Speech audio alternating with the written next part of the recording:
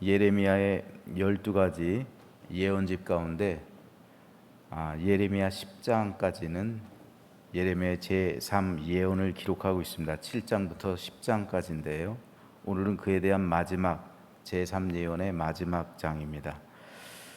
오늘 10장은 세 부분으로 나눌 수가 있습니다. 10절까지는 우상들은 사람이 만든 것이라는 사실을 지적하고 우상 숭배 금지를 촉구하고 있습니다.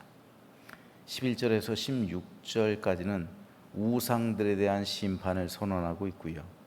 마지막으로 17절에서 25절은 선민에 대한, 다시 말해서 우상들을 숭배하고 있는 선민에 대한 심판 선언, 이에 따른 선지자의 고뇌와 중보 기도를 기록하고 있습니다. 오늘은 이 가운데 3절에서 5절 말씀을 살펴보려고 합니다. 여러 나라의 풍습은 헛된 것이니 삼림에서 벤 나무요 기술공의 두 손이 도끼로 만든 것이라. 그들이 은과 금으로 그것에 꾸미고 못과 장도리로 그것을 든든히 하여 흔들리지 않게 하나니 그것이 둥근 기둥 같아서 말도 못하며 걸어 다니도 못함으로 사람이 메어야 하느니라. 그것이 그들에게 화를 주거나 복을 주지 못하나니 너희는 두려워하지 말라 하셨느니라. 여호와의 말씀입니다. 하나님께서 보실 때 한심한 거예요. 나무를 베어다가 그것에 새기고 그것에 금이나 은을 입혀가지고 그것을 자기 스스로도 다니지도 못하는 것인데 거기에다 대고 절을 하면서 간구하고 있죠. 두려워하지 말라는 거예요. 그것들은 너희들에게 복을 주거나 화를 주거나 아무런 영향력을 끼칠 수 없는 그저 나무예요. 그저 나무인데 거기에 무슨 힘이 있어서 너희에게 복을 주고 너희에게 화를 주냐는 거예요. 그것은 아무 힘도 어떤 영향력도 행사할 수 없는데 너희들이 단지 거기에다 의미를 부여하니까, 특별히 신앙적인 어떤 영적인 의미를 부여하니까 그게 우상이 되는 거예요. 우상과 하나님과의 차이가 있어요. 이스라엘 백성들이 왜 우상을 숭배했고 하나님을 멀리 했을까요? 우상과 하나님과는 본질적인 차이가 있어요. 첫 번째로는 우상은 눈에 보이는 존재예요. 하나님은 눈에 보이지 않죠. 그러니까 하나님은 영적이에요. 하지만 우상은 굉장히 현세적이에요. 육신적이에요. 만질 수가 있잖아요. 눈에 보인다는 것은 만질 수 있다는 거예요. 하지만 하나님은 눈에 보이지도 않고 만질 수도 없어요. 우상은 물질로 달래는 존재예요. 진노함을 물질로 달래가지고 자기의 수단을, 자기의 계획을, 자기의 목적을 이루는 거예요. 내가 어떤 목적이 있으면 물질로 달래는 거예요. 하지만 하나님은 물질로 달랠 수 있는 분이 아니시죠. 물질에 좌우되시는 분이 아니에요. 우상은 무조건 물질만 갖다 주면 좋아하는 거예요. 하지만 하나님은 물질과는 상관이 없습니다. 우상은 사회 문제에 무관심해요. 이 사람이 어떤 사람인지 상관하지 않아요. 여러분, 무당한테 가보세요. 그가 바람을 폈건, 그가 죄를 지었건, 살인을 했건, 그가 뇌물을 받았건 어떤 것든 상관 안 해요. 돈만 갖다 주면 돼요. 그럼 길, 흉, 화, 복을 말해줘요. 그렇죠? 돈만 갖다 주면 되는 거예요. 우상은 그 사람이 어떻게 살아왔는지, 그 사람이 어떤 도덕적인 삶을 살아가는지 전혀 개의치 않아요. 사회 문제에 무관심해요. 정의를 말하지 않아요. 진리를 추구하지 않아요. 오직 물질의 축복, 받은 대로 주는 거예요. 굿값을 200만 원 주면 200만 원어치 복을 주는 거고, 1000만 원 주면 1000만 원어치 복을 준다는 거예요. 그 돈에 출처 안 물어요. 하지만 하나님은 사람의 바른 삶을 위해, 사회적 정의와 공의를 행하며 살 것. 윤리적인 행실, 하나님 앞에 제사하는 것보다, 내 앞에 나와서 예배하는 것보다 더 중요한 것이 너희들 평상시에 살아갈 때 6일 동안의 바른 삶이다. 정의와 공의를 행하라. 사회적으로나 윤리적으로나 하나님 앞에서 정직하고 의롭게 살 것을 요구하시죠. 하나님은 그래요. 하지만 우상은 전혀 그런 것들하고는 상관을 안 해요. 그렇기 때문에 사람이 우상을 조종할 수가 있는 거예요. 죽은 존재니까요. 없는 존재니까. 하지만 사람이 하나님을 조종할 수는 없어요. 따라서 우상은 사람에게 명령할 수도 없어요. 하지만 하나님은 사람에게 바르게 살라고, 윤리적으로 의롭고 공의와 정의를 행하며 살 것을, 이웃을 사랑할 것을 명령하십니다. 우상은 도덕적인 삶에 관심이 없어요. 바르게 살라고 요구하지도 않아요. 하지만 하나님은 하나님 앞에서 공의롭게 살 것을 명령하십니다. 우상을 숭배하지 않아도 오늘 하나님의 말씀과 같이 어떠한 영향력도 미칠 수가 없어요. 존재하지 않으니까요. 하지만 하나님을 온전히 섬기지 않을 때 하나님의 징계와 심판을 받습니다. 하나님은 살아계시니까요. 그러므로 우상은 사람의 탐심과 정욕이 만들어낸 신입니다. 하지만 하나님은 스스로 존재하는 하나님이죠. 여러분, 왜 이스라엘 백성들이 그렇게 우상을 섬겼을까요? 결국 우상의 본질은 탐심이에요. 탐심과 정욕이에요. 내 안에 있는 물질에 대한 탐심이 우상을 만들어낸 거예요.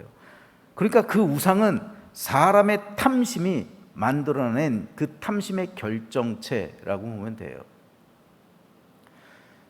거기에다 더해서 정욕이 들어가잖아요. 이스라엘 민족이 왜 그렇게 바알신, 아세라신을 섬겼을까? 둘 다 풍요의 신이잖아요. 바알은 특별히 비의 신이잖아요. 아세라 풍요의 신이잖아요. 그래서 이게 성적인 것하고 연관이 되는 거예요. 신전 창기들이 있잖아요. 신전 창녀들이 있잖아요. 바알 신을 섬기는데, 아세라 신을 섬기는데 창녀들이 있단 말이에요.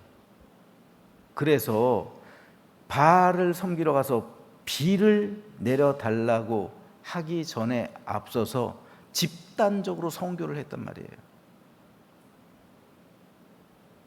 남자들한테 이 정욕을 채워주는 도구가 되었단 말이에요.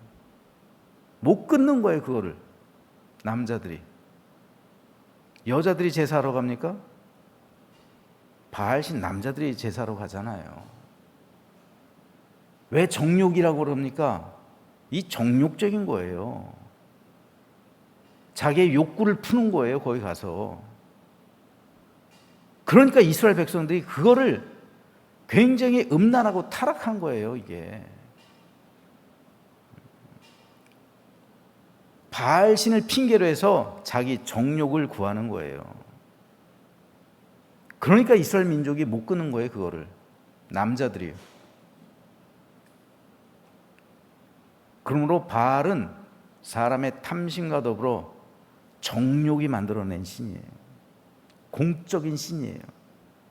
왜 이스라엘 민족이 그렇게, 왜 하나님이 너희가 푸른 나무 안에서 그렇게 행음을 했다, 왜 하나님께서 행음했다는 말을 그렇게 많이 하실까요?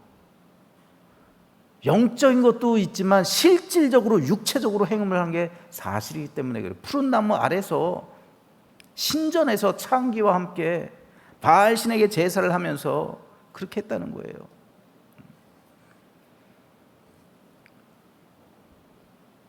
그러나 하나님은 스스로 존재하시는 하나님이시죠.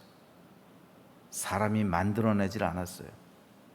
그러니까 하나님 앞에서 정결하고 성결하게 살 것을 요구하시는 거예요. 어디 하나님 앞에서 그런 행음을 해요?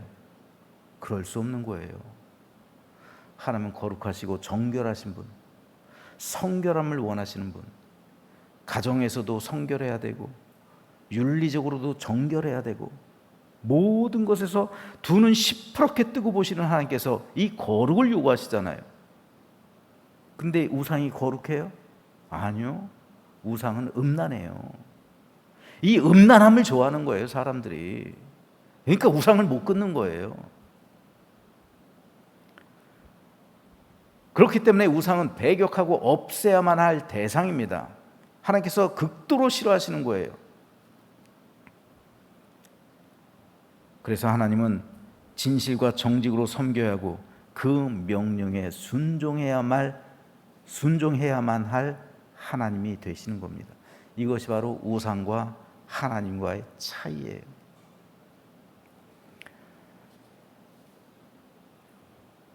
그런데 여러분, 하나님을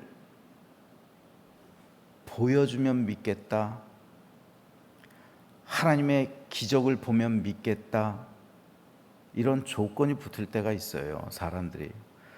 그럼 이스라엘 민족이 어떻게 해야 도대체 하나님을 믿을까요? 어떻게 해야 하나님을, 바알을 숭배하지 않고 하나님을 믿을까요? 하나님께서 베풀어 주신 기적, 이적, 그런 기사들, 어떤 환난이나 내가 당하는 고난, 역경과 절망, 그런 상황에서 하나님을 붙들고 하나님을 만나고 그러면 하나님을 믿을까요? 신명기 29장에 있는 말씀을 한번 보죠. 모세가 온 이스라엘을 소집하고 그들에게 이르되 여호와께서 애굽 땅에서 너희의 목전에 바로와 그의 모든 신하와 그의 온 땅에 행하신 모든 일을 너희가 보았다. 10가지 재앙 보았잖아요. 홍해가 갈라지는 기적 보았잖아요. 구름 기둥과 불 기둥 보았잖아요.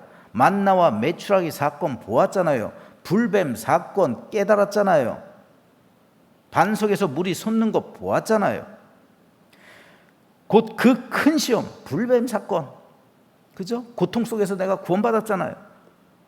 이적, 만나와 메추라기, 반석에서 물이 솟는 것, 10가지 재앙, 큰 기사, 홍해가 갈라지는 것 다 봤잖아요. 내 눈으로 보았느니라. 그러나 깨닫는 마음과 보는 눈과 듣는 귀는 오늘까지 여호와께서 너희에게 주지 아니하셨느니라. 다시 말해서 성령을 모든 사람에게 주지 않았다는 거예요. 성령을 받지 않았다는 거예요. 성령은 제한된 사람들만 받았죠. 구약시대 선지자나 모세나 하나님께서 특별히 지명하신 사람들에게만 임했죠. 깨닫지 못하는 거예요. 성령께서 임하지 않으니까 깨닫지 못하는 거예요. 영적으로 보질 못하는 거예요. 하나님의 음성을 듣지 못하는 거예요. 하나님의 영에 의해 감동된 성령께서 내 심령 가운데 임해야 깨닫게 되고 영안이 열리게 되고 하나님의 음성을 듣게 되는데 오늘까지 여호와께서 너희에게 주지 아니하셨다는 거예요. 그래서 요엘 선지자를 통해서 메시아가 오시는 그날 내가 내 영을 만민에게 부어주신다. 그게 성령 강림절 때 오순절날 그게 임했잖아요. 그리고 그 이후로 예수님을 그리스도라 고백하는 모든 성도들에게 성령께서 임하시잖아요. 오늘 우리는 성령께서 임하신 사람들이에요. 그렇기 때문에 우리는 깨닫는 마음, 보는 눈, 듣는 귀가 열린 사람들이죠. 사람들은 기적을 본다고 해서 하나님을 믿지 않아요. 내 병이 낫다고 해서 하나님을 믿지 않아요. 내가 어떤 체험했다고 해서 하나님을 믿지 않아요. 다시 예전으로 돌아갑니다. 성령께서 임하셔야 우리는 깨닫게 되는 것이고 성령께서 나를 감동하셔야 보는 눈이 열리게 되는 것이고 성령이 내주하실 때 듣는 귀가 열리게 되는 거예요. 그러므로 예수 그리스도를 나의 구주, 나의 하나님, 나의 구세주, 나는 죄인이고 예수 그리스도의 십자가 보혈로 내가 구속의 은총을 받을 수 있고, 그리고 그것이 있어야 내가 구원받을 수 있다고 겸손하게 고백하는 순간, 예수 그리스도께서 우리의 모든 죄를 씻으실 뿐더러 그 순간 성령께서 우리 심령 위에 임하실 줄로 믿으시기 바랍니다. 이 성령의 세례, 그것이 성령 세례예요. 성령 세례하고 성령 충만은 달라요. 성령 세례는 예수님을 구주로 고백할 때 받는 단 1회적인 은총입니다. 하지만 성령의 충만함은 매일 받아야 되는 거예요. 매일. 왜 우리가 새벽에 나와서 예배를 드려요? 성령 충만하기 위해서 드리는 거예요.